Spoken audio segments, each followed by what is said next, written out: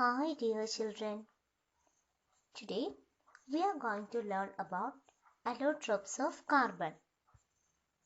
Allotropes of carbon. The meaning of the word allotrope is different forms. So here we are going to learn about the different forms of carbon atom. The element carbon occurs in different forms in nature with widely varying physical properties. Both diamond and graphite are formed by carbon atoms. The difference lies in the manner in which the carbon atoms are bonded to one another. That is, mainly in this part, we are going to learn about three different allotropes of carbon. One is diamond, other one is graphite, and last one is fullerene.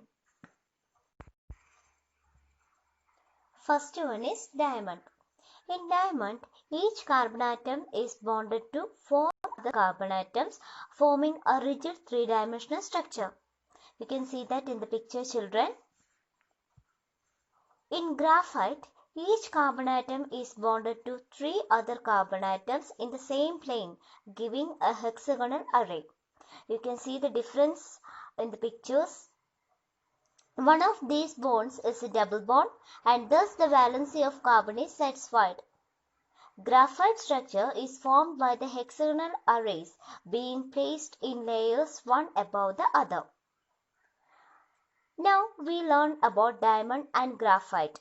We know these two different structures result in diamond and graphite having very different physical properties, even though their chemical properties are the same. Diamond is the hardest substance, while graphite is smooth and slippery. Graphite is also a very good conductor of electricity, unlike other nonmetals. Diamonds can be synthesized by subjecting pure carbon to very high pressure and temperature. These synthetic diamonds are small but are otherwise indistinguishable from natural diamonds. Next allotrope of carbon is fullerene. Here you can see that in the picture it is similar to the shape of a football. Here 60 carbon atoms are arranged in the shape of a football. Our next topic is versatile nature of carbon. Two factors noticed in the case of carbon are catenation and tetravalency. Here we can say this as features also. So mainly we are going to learn about two properties. One is catenation, another one is tetravalency. Catenation. Carbon has the unique ability to form bonds with other atoms of carbon, giving rise to large molecules. This property is called catenation. These compounds may have long chains of carbon, branch chains of carbon, or even carbon atoms arranged in ring structure. In addition, carbon atoms may be linked by single, double, or triple bonds, which we learned already. Compounds of carbon, which are linked by only single bonds between the carbon atoms, are called saturated compounds. Compounds of carbon having double or triple bonds between their carbon atoms are called bonds.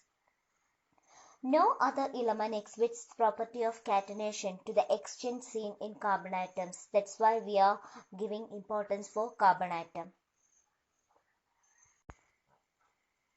The carbon-carbon bond is very strong and hence stable. This gives us the large number of compounds with many carbon atoms linked to each other. We know in our daily life we are using many products which is made up of carbon atom.